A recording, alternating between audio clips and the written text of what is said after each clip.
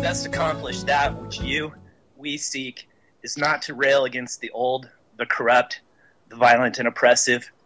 It is to lead with love in a new direction, to truly be that change we wish to see, to be peace. That was a quote from my good friend and fellow activist Vigo Fox. It's wise advice for those of us who seek true change. We only need to make the choice to take the journey and head in a new direction. Many of us have been swimming upstream, and we know the strength of the current, and its resistance has made us strong enough to lead ourselves. Perhaps others will follow our example, but it doesn't matter because we achieved our dream by choosing to do so. Welcome to Off Grid Journey on UCY.tv. I'm your host, Drew Lamb. I'm the owner of Pyramid Pure Foods Aquaponics Farm, and I'm a co-host on Double Cross Radio. Join me as I seek out leading experts to learn how to unplug and live a self-sustaining, self-sufficient lifestyle. You can listen to all of our shows at ucy.tv/OGJ and at thenewsdoctors.com. You can also find us on the web at offgridjourney.com and on facebook.com/offgridjourney. Today we have two guests, Dana Martin and Kirk Mobert. We're going to discuss familial challenges when going off-grid, building natural structures with earth and materials, and staying warm with rocket mass heaters.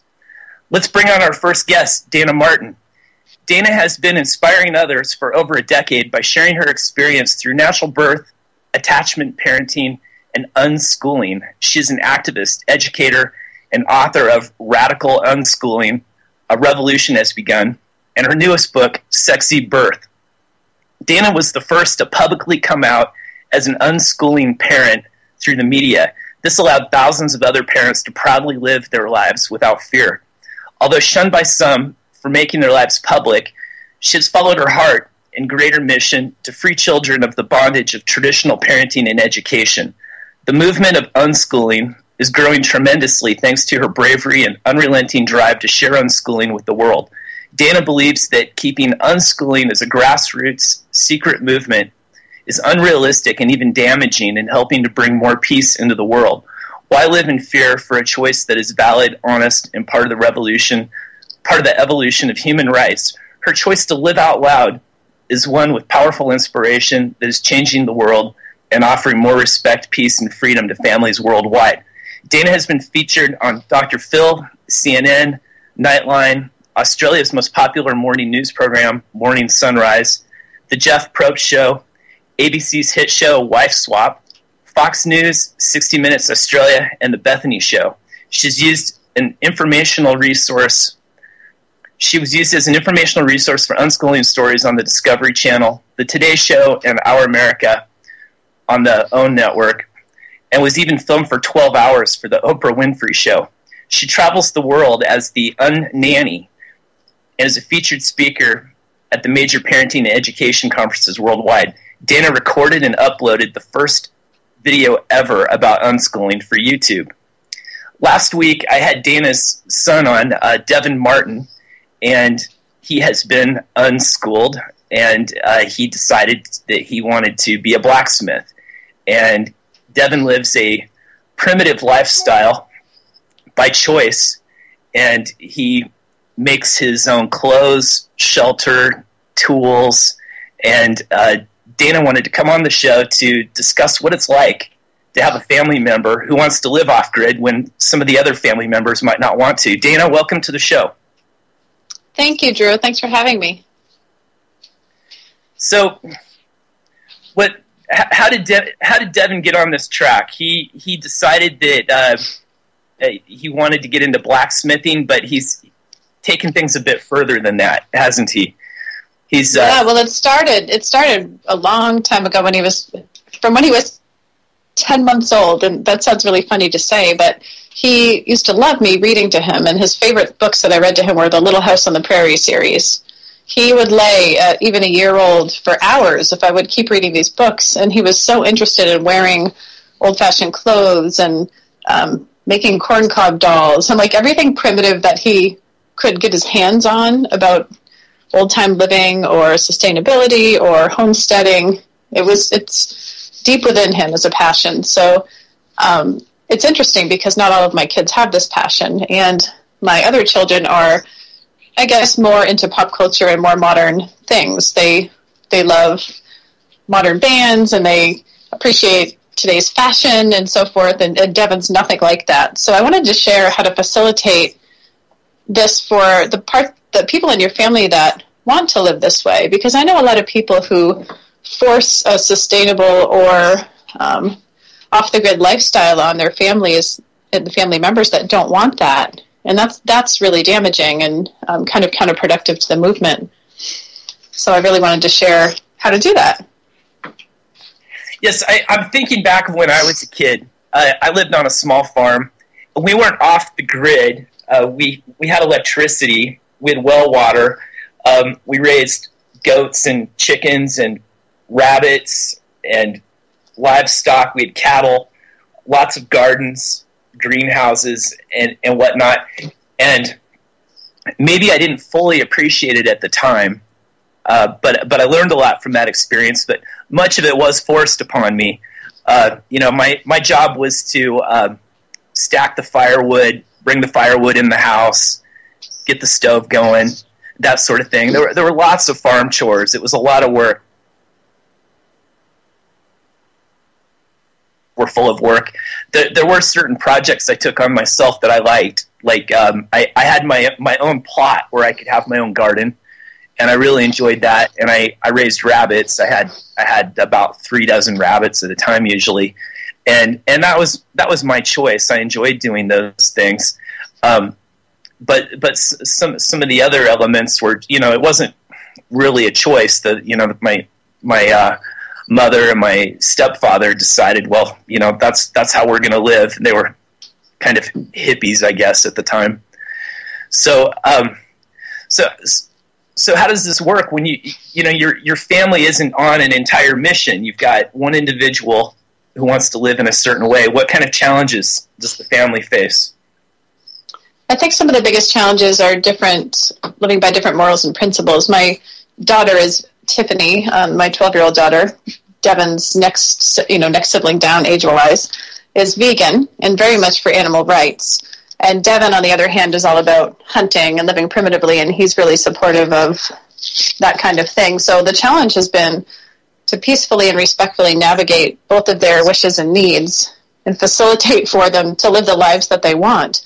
So I go, one day out of the weekend, I might drive Tiffany and Ivy, my 2 daughters, down to a vegan festival in Boston, and then come home and bring Devin to a hunting seminar to learn more about that, for example. So I try to stand in a place of non-judgment, and I definitely lean more on the side with Devin.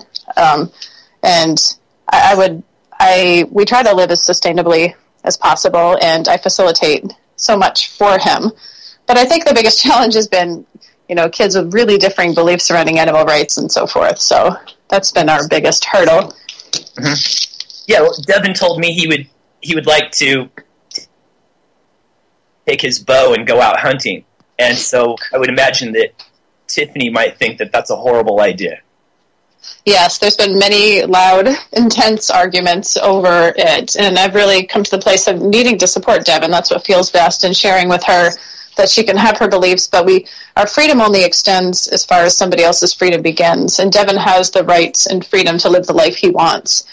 But at the same time, she does too, but she can't force her beliefs onto somebody else. So it's been a wonderful practice of tolerance and diversity in our one family unit. The way that I facilitate Devin's interests might be to connect him with mentors. When he started blacksmithing, there was a gentleman across the street that had a blacksmithing shop that came over just to tell him a little bit about blacksmithing safety. He mentored him and gave him an anvil and things like that. But Devin did primarily most of the research himself. I bring him to Home Depot and the farm store to get coal and those kind of things for him.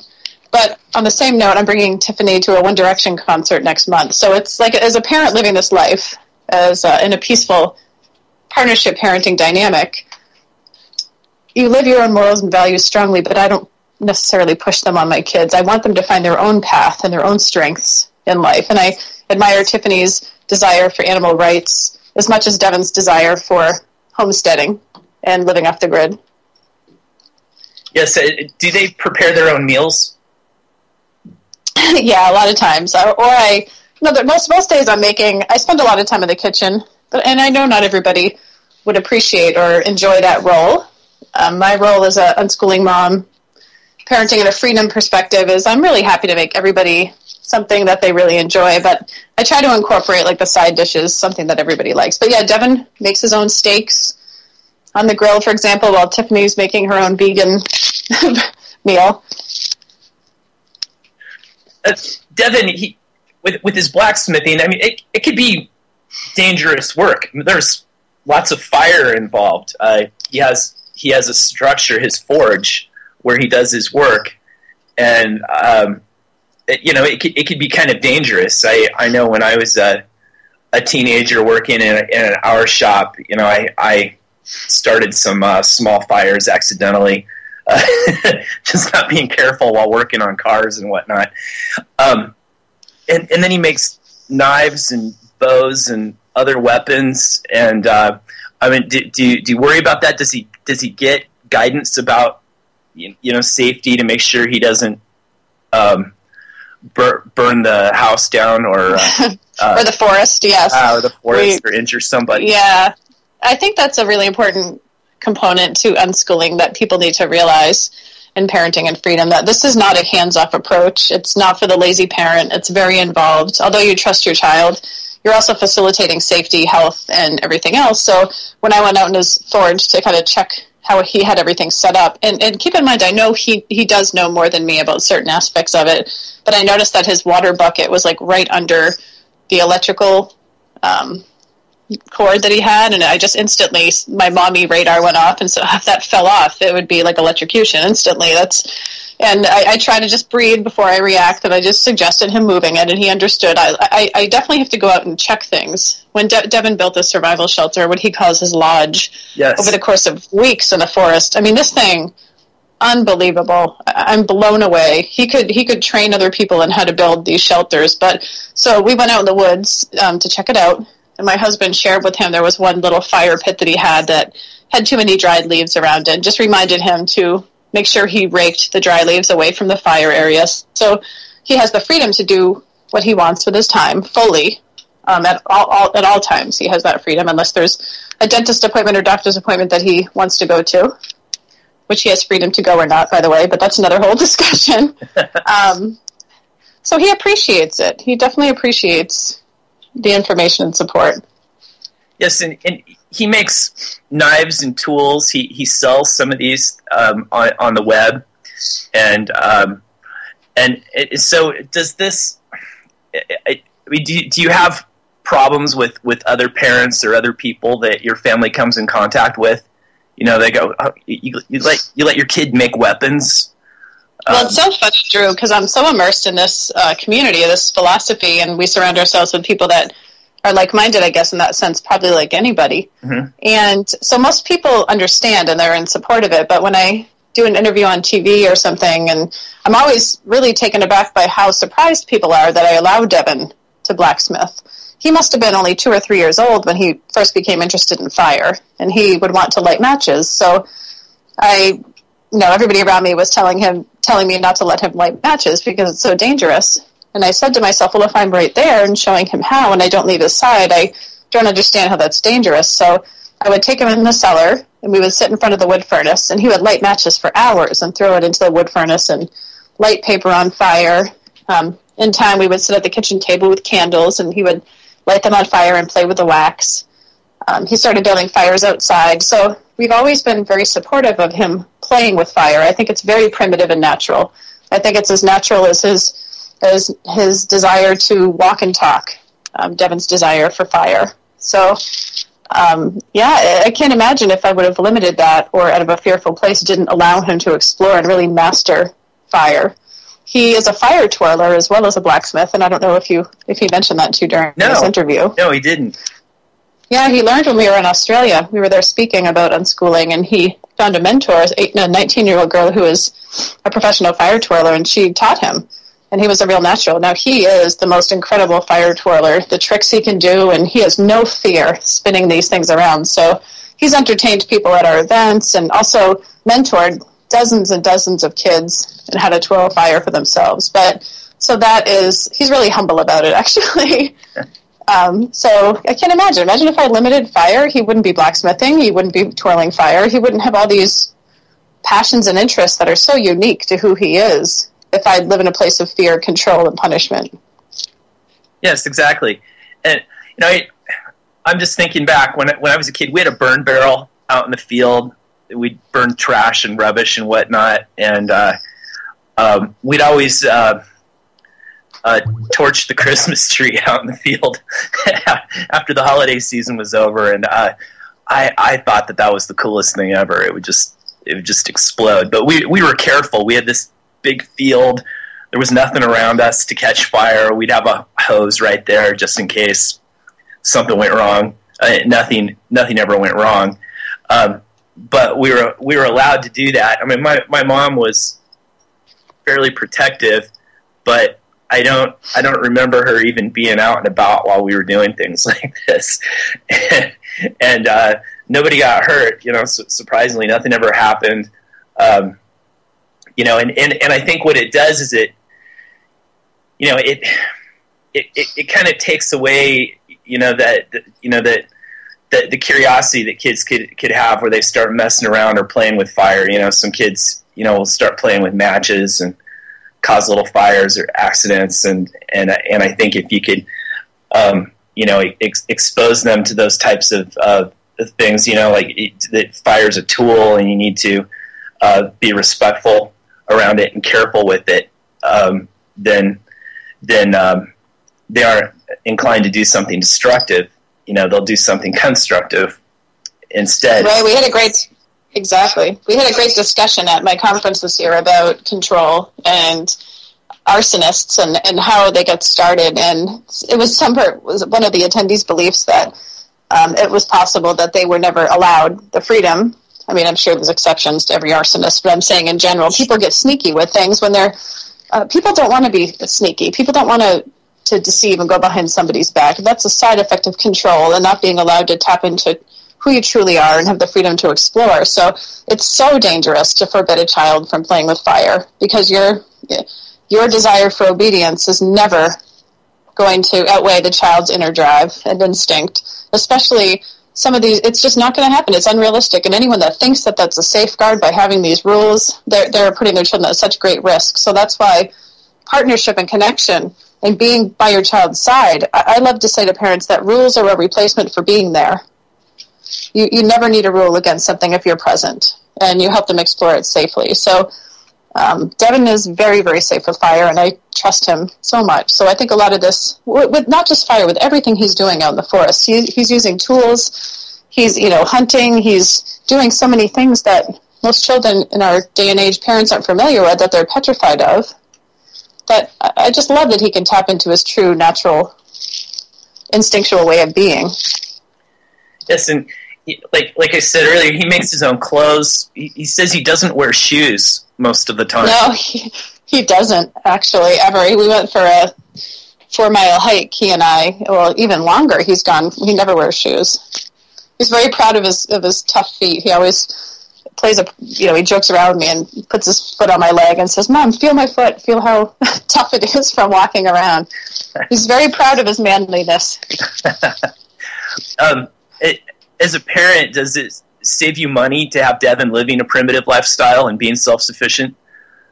Definitely. Yeah, he's very conservative with, conservative as far as money goes. He doesn't like to buy into consumerism. He recycles everything. He's a very affordable child to have compared to my others. Yeah, for sure. Although he's really picky about his food. Like, he's very much for sustainable food, but he will only eat something if I bring it home and it's grass-fed and organic. So Devin's not a rebellious type, but when it comes to that, it's been a challenge for my husband and he, because my husband's really frugal. My husband's a very frugal man and doesn't see spending money on things that are unnecessary. So he and Devin have had many debates again when it comes to meat, for example. Grass-fed, free-range meat for $10 a pound versus just regular ground beef for $2.50 a pound. The two of them have gone back and forth. So they really differ in their morals with that. So finding a balance myself has been a challenge. Mm-hmm. I'm working on it every day.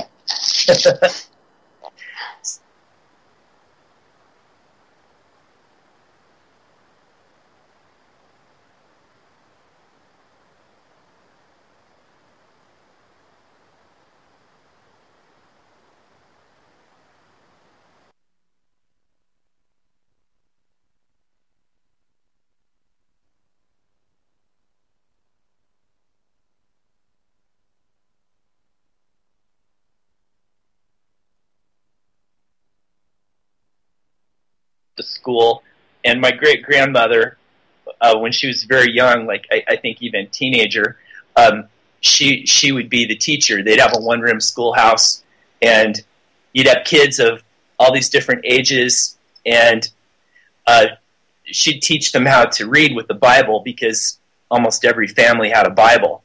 And that was the only book that you could count on almost anybody having.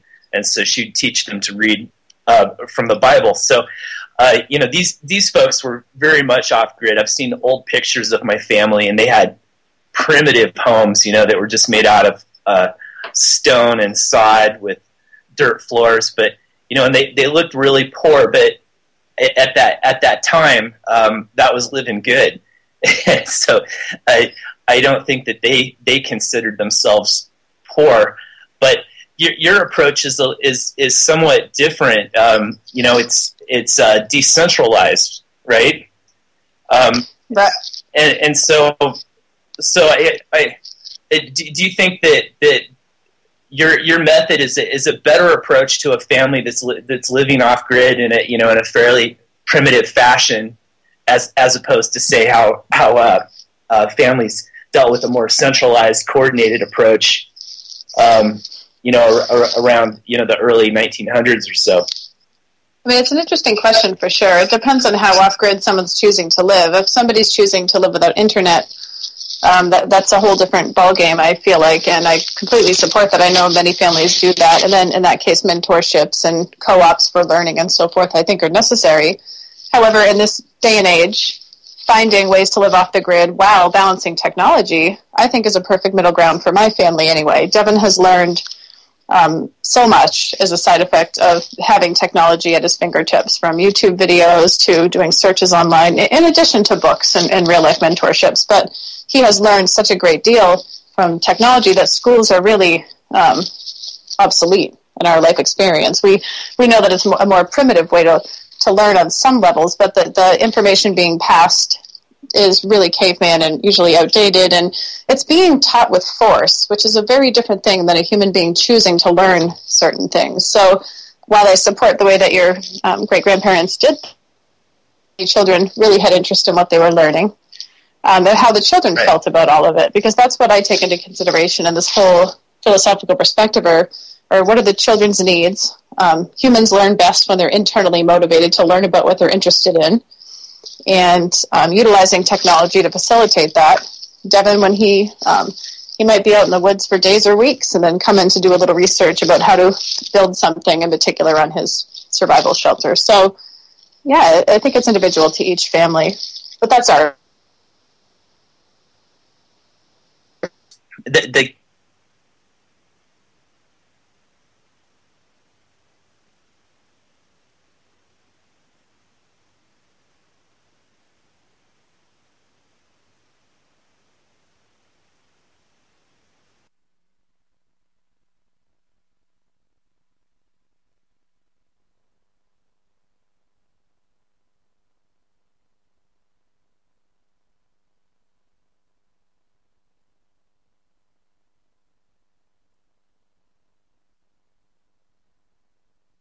when was that moment where I made the decision to allow him to lead the way with it?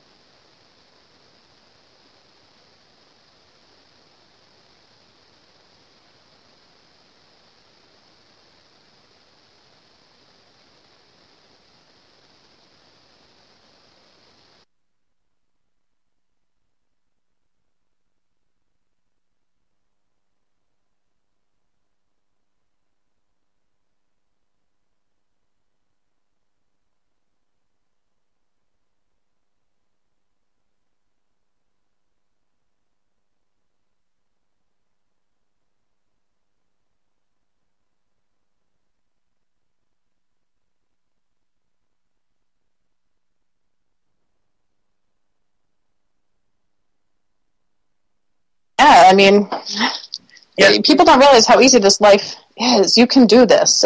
Your kids come to this life so easily. It's you that has to change as a parent to letting go of your fears and stepping into this trust. And it hasn't let me down yet.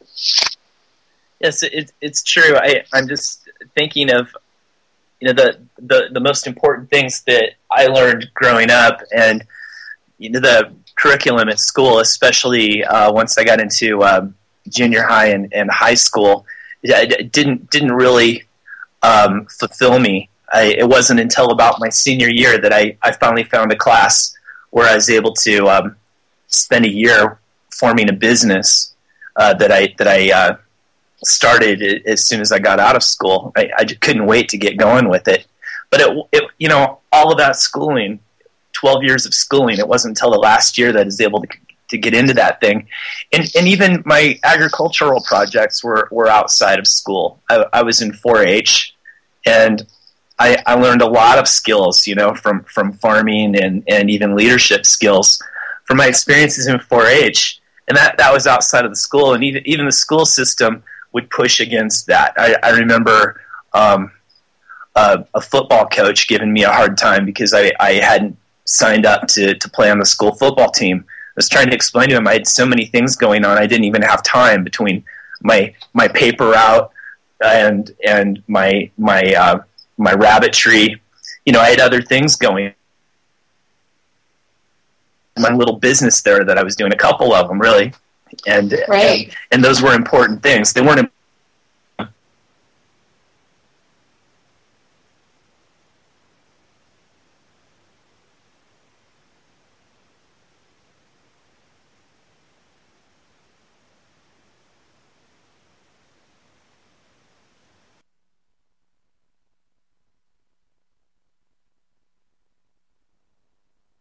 Living off the grid is you can never force this life on someone else and expect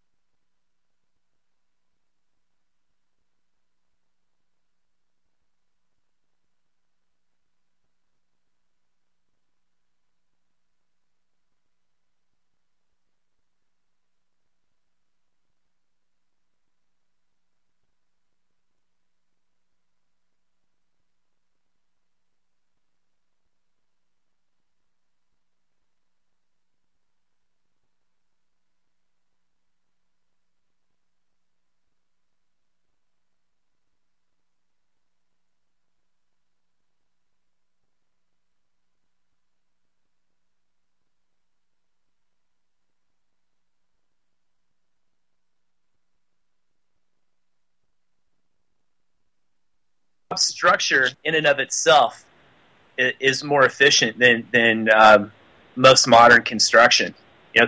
Absolutely. Modern insulation is usually based upon trapping pockets of air.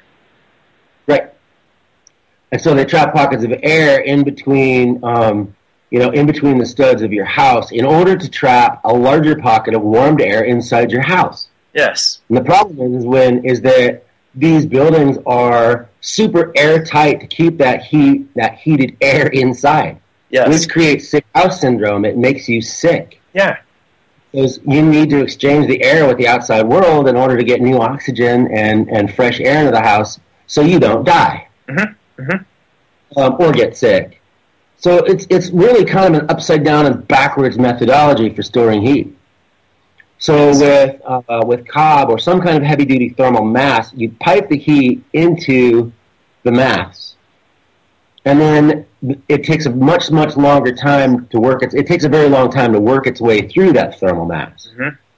So, say for instance, a rocket stove, which is intended to heat up some kind of a thermal mass. Benches are very often done, so you could sit on them. Yes. But that's not the only solution. Anyway, so let's good fire. Go ahead. One good fire, and you're heating for 24 hours. So let's get into rocket stoves and rocket mass heaters. Explain to our listeners what a rocket stove is. The functional part of a rocket stove is essentially an internal chimney that's highly insulated. It's internal to the stove. And that insulation, what it does is it traps the heat of the fire inside with the smoke, with the burnable fuel, and it makes it intense enough to burn off all the fuel. All right, see, so we have to step back a little bit and talk about combustion. Mm-hmm. When wood burns, really what happens is when you heat up wood gas comes off. And wood gas is a huge range of burnable materials.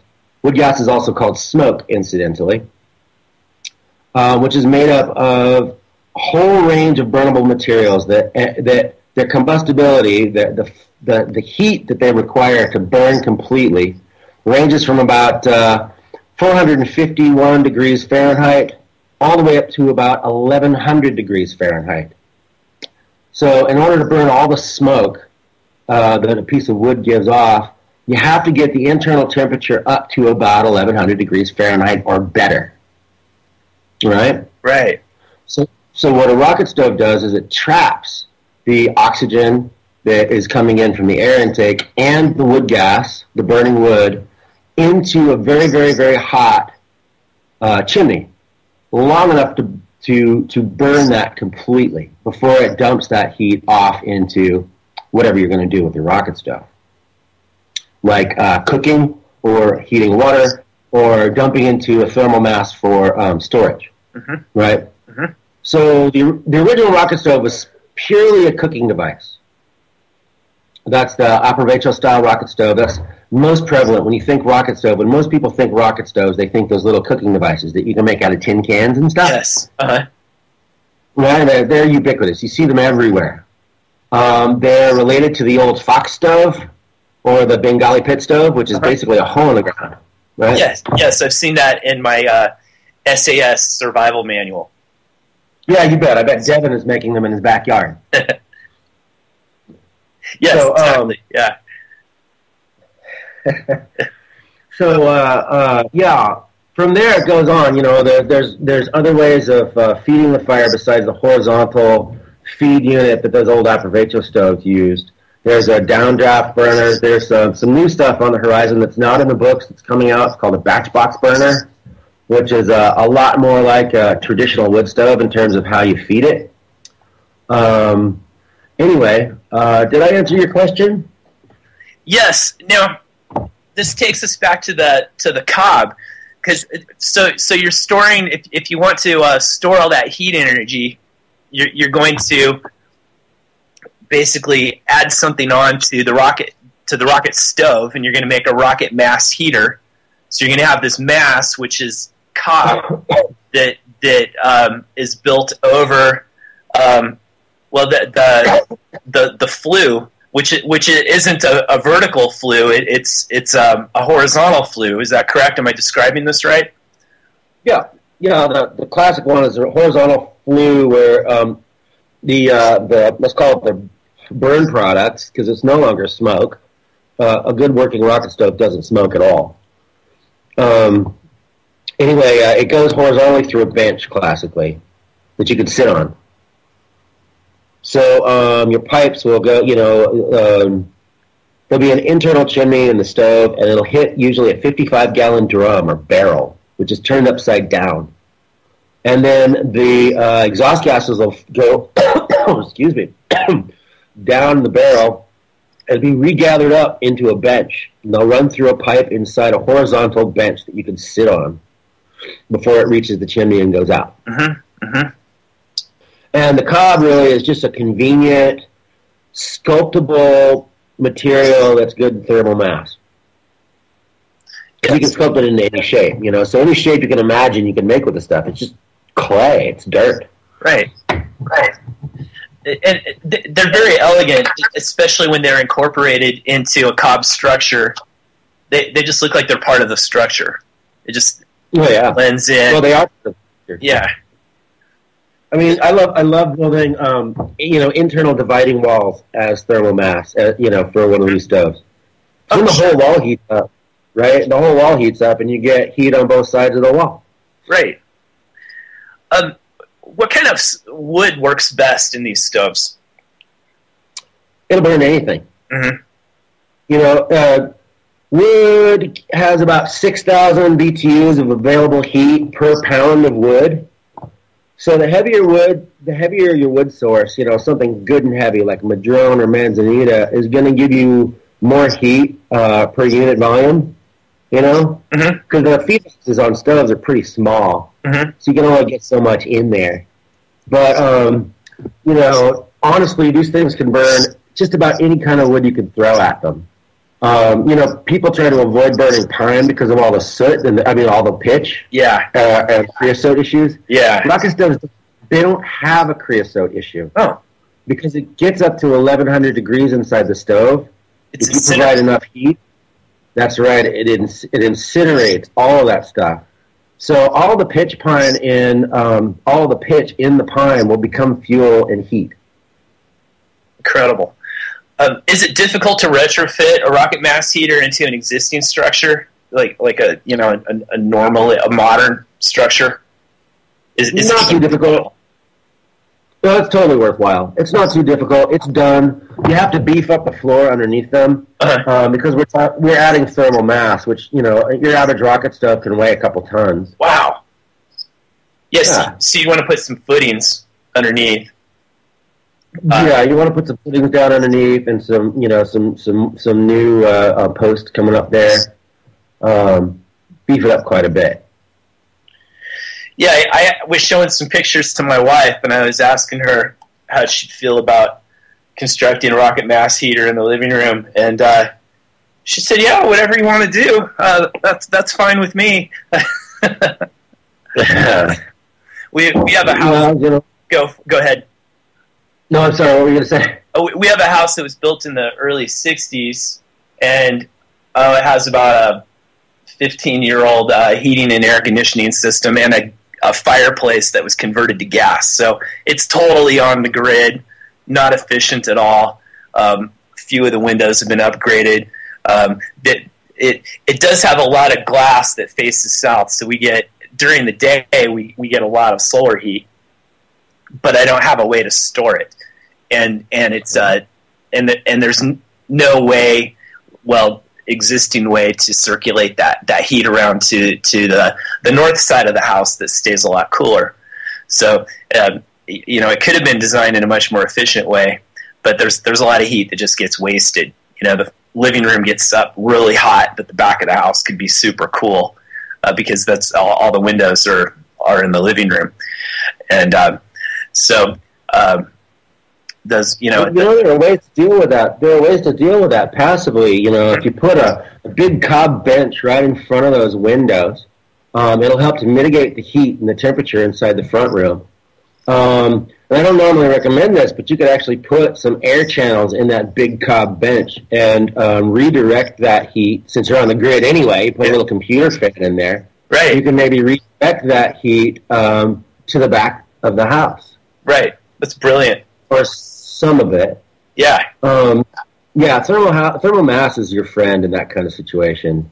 It really will help to keep that heat from becoming overwhelming in the first place. Plus, hang on to it, because chances are pretty good those glass windows there. They're also, since they were in the '60s, they're single pane glass, right? I mean, unless you replace them. Yeah. I think these are double panes. They must have been replaced at some point. They get moisture in them sometimes, so I think they're a little leaky.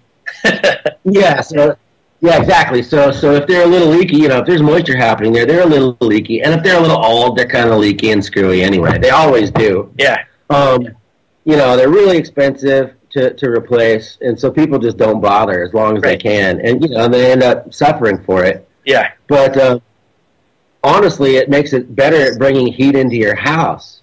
Right. So at nighttime, that space also probably gets kind of cold. Yeah, that's what I've been trying to figure out, some way to store that solar energy and to move it around. And so those are some really excellent ideas. I'd seen these tubes. We're almost out of time here. I'd seen these tubes in a hydroponics magazine that were plexiglass tubes that were filled with water. And that's what you addressed, was that water isn't necessarily a good thermal mass to use. The nice thing about those was that they looked kind of cool, but a bench should be very practical. Yeah, I mean, a cob bench would be very practical, and you can run your rocket stove through that as well. Although finding a place to exhaust the thing in the end is going to be interesting. So, Kirk, you have to take it up a chimney sooner or later. Before we go, Kirk, can you plug your websites? Oh yeah, my website is sundogbuilders.net. That's for the Sundog School of Natural Building, and then there's also the bulletin board, the Rocket Stove bulletin board.